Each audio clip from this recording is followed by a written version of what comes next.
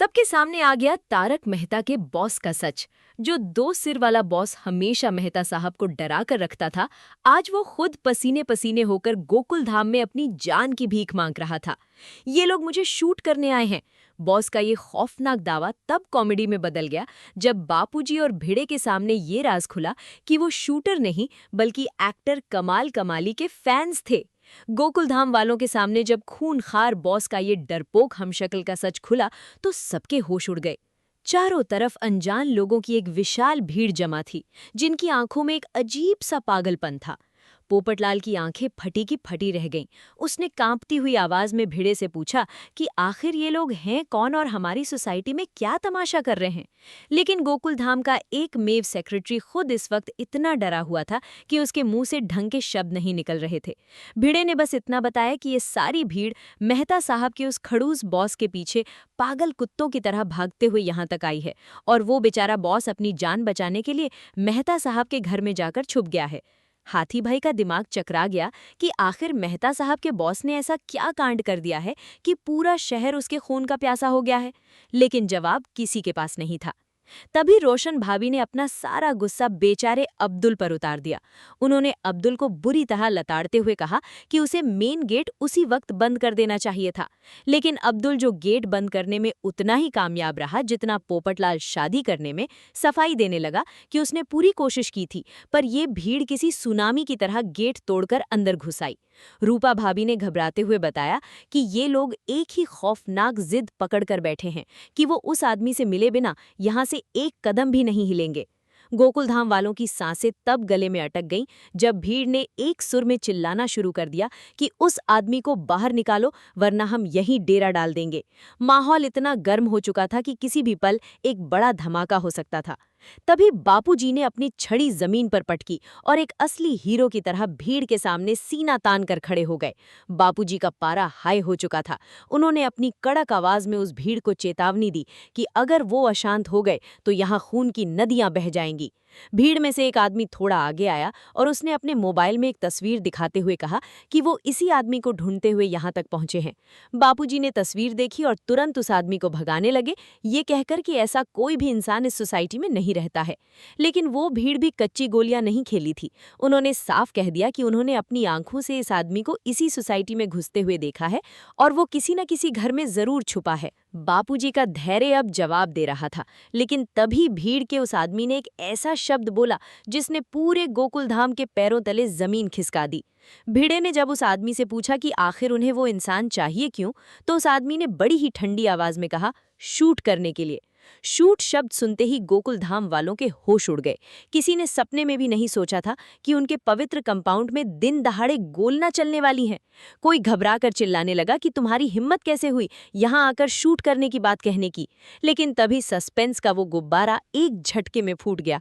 उस आदमी ने हाथ जोड़कर कहा कि अरे भाई, गोली वाला शूट नहीं, कैमरे वाला फोटो शूट। वो सब लोग तो बस उनके साथ एक फोटो खिंचवाने के लिए मरे जा रहे थे। मौत का ये खौफनाक मंजर चंद सेकंड में एक बहुत बड़ी कॉमेडी में बदल चुका था, लेकिन असली झटका तो अभी बाकी था। तभी मेहता साहब के घर का दरवाजा खुला और उनका वो खूनखार बॉस एक भीगी बिल्ली की तरह बाहर निकला। बॉस की हालत ऐसी थी जैसे किसी ने उसकी सारी हवा निकाल दी हो। वो हैरान होकर उन लोगों से पूछने लगा कि तुम सब मेरे साथ फोटो क्यों खिंचवाना चाहते हो और मेरे लिए तालियां क्यों बजा रहे हो। तभी एक फैन ने चिल्लाकर कहा, क्योंकि आप हमारे चहेते एक्टर कमाल कमाली हो। फैन ने जैसे ही मोबाइल में एक्टर की फोटो दिखाई, बॉस का मुंह खुला का खुला रह गया। वो कोई खूनखार बॉस नहीं बल्कि 2 पार्ट में सुपरहिट फिल्म देने वाले उस एक्टर का एक मामूली सा हमशक्ल था। अब्दुल और भिड़े ने भी अचानक गौर किया कि अगर इस बॉस की हेयर स्टाइल बदल दी जाए और इसे एक मुस्टैश लगा दी जाए तो ये हूबहू वही एक्टर लगेगा। बॉस की इज्जत का आज सरेआम फालूदा बन चुका था। वो घबराकर सबको सफाई देने लगा कि उसका नाम बाबूलाल खेदी मल मीठा है और वो कोई बहुत बड़ा कमाल का आदमी नहीं है, बस एक मामूली सा बॉस है। रतन भाई ने बीच में आकर एक राजस्थानी दोहा सुना दिया कि कैसे एक जैसी शक्ल वालों की सीरत बिल्कुल अलग होती है। फैंस बेचारे मायूस हो गए कि उन्होंने गलत आदमी का पीछा किया, लेकिन फिर भी उन्होंने एक फोटो की जिद की। बॉस को भी अपनी इस झूठी पब्लिसिटी में थोड़ा मजा आने लगा और उसने पोज देकर फोटो खिंचवा ली। लेकिन बॉस की असली मुसीबत अभी खत्म नहीं हुई थी। उसका खुद का ड्राइवर डर के मारे नौकरी छोड़कर भाग चुका था और अब उसे वापस ऑफिस जाना था। भिड़े ने तुरंत मौका देखकर अपनी पुरानी सखाराम का ऑफर डाल दिया, लेकिन तारक मेहता को पता था कि अगर बॉस खुले स्कूटर पर गया तो रास्ते में फिर से कोई पागल फैन उसे कमाल कमाली समझकर किडनैप कर लेगा। सोडी ने अपनी खुली जीप का ऑफर दिया, पर वो भी रिजेक्ट हो गया। तभी इतना सीना चौड़ा करते हुए एंट्री मारी और कहा कि उसकी गाड़ी चारों तरफ से बंद है, कांच चढ़ाकर जाएंगे तो कोई परिंदा भी बॉस को नहीं देख पाएगा। बॉस की जान में जान आई और वो बंद गाड़ी में बैठकर वहां से रफू चक्कर हो गया। अंजलि भाभी ने दौड़कर तारक को अपना टिफिन दिया और बॉस ने तारक को माफ कर दिया कि इस बार तो वो बच गया, लेकिन अगली बार ऑफिस पहुंचने में देरी हुई तो खैर नहीं। रात का खामोश अंधेरा गोकुल धाम पर छा चुका था और अब्दुल की सोडा शॉप पर यारों की महफिल सजी थी।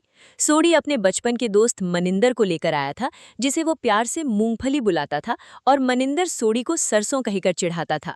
मनिंदर के एयरपोर्ट के लिए निकलते ही पुरुष मंडली में एक नया और मजेदार खेल शुरू हुआ। अगर सबके नाम उनके पसंदीदा खाने पर रखे जाएं तो क्या होगा? जेठालाल का नाम फाड़ा लाल चंपकलाल गड़ा, हाथी भाई का नाम छप्पन भोग हाथी और मेहता साहब का नाम समोसा सांप रख दिया गया। जब जेठालाल ने अय्यर की टांग खींचते हुए उसका नाम मेंदू वड़ा रखा तो अय्यर की शक्ल ऐसी हो गई जैसे किसी ने उसके ताजे मेंदू वड़े पर खट्टी चटनी गिरा दी हो। भिड़े ने तो अय्यर को चिढ़ाने में कोई कसर नहीं छोड़ी और पोपटलाल का नाम मिर्ची लाल रखकर सबको हंसा हंसाकर लोटपोट कर दिया। सोडा शॉप पर हंसी मजाक का यह खुशनुमा माहौल एकदम परफेक्ट लग रहा था, लेकिन पोपटलाल के दिमाग में कुछ और ही खिचड़ी पक रही थी। पोपटलाल ने अचानक अपना सोडा नीचे रखा और एक ऐसी सीरियस बात छेड़ी जिसने महफिल का पूरा रंग ही बदल दिया। उसने कहा कि यहाँ आकर हम बाकी सारे टेंशन भूल जाते हैं, लेकिन एक टेंशन ऐसा है जो हमारी रातों की नींद उड़ा रहा है। जेठालाल और बाकी सब हैरान रह गए कि आखिर पोपटलाल अपनी शादी के अलावा और किस टेंशन की बात कर रहा है। पोपटलाल ने सीधे भेड़े की आंखों में आंखें डालते हुए कहा कि ये वो टेंशन है जो गोकुलधाम के सेक्रेटरी ने हम सबको मुफ्त में दिया है, रेनोवेशन का टेंशन। पोपटलाल का ये एक डायलॉग भिड़े के सीने पर किसी हथौड़े की तरह लगा। भिड़े जो अब तक अपने उस सुबह वाले रेनोवेशन चेक के घमंड में चूर था, अचानक हड़बड़ा गया। पोपटलाल ने बिना किसी रहम के भिड़े से पूछा कि उसने पूरी सोसाइटी से रेनोवेशन के लिए लाखों रुपए जमा तो कर लिए हैं, लेकिन वो काम आखिर शुरू कब होगा? जेठालाल ने तुरंत आग में घी डालते हुए याद दिलाया कि कैसे भिड़े ने उसके चेक के लिए पूरी सोसाइटी में हंगामा खड़ा कर दिया था, और अब जब सबके पैसे आ चुके हैं तो काम क्यों रुका हुआ है? भिड़े पसीने पसीने होने लगा। जेठालाल ने ऐसा खौफनाक तीर छोड़ा जिसने सीधे भिड़े के चरित्र को छलनी कर दिया कि भिड़े ने सबके पैसे जमा करके कहीं उन्हें ब्याज पर तो नहीं घुमा दिया है। ब्याज शब्द सुनते ही भिड़े के अंदर का ज्वालामुखी फट पड़ा। उसने बौखलाते हुए चुप रहने के लिए कहा, लेकिन अब तीर कमान से निकल चुका था। जेठालाल ने भी भिड़े को घेरते हुए पूछा कि काम कब शुरू होगा, इसका सीधा जवाब दो।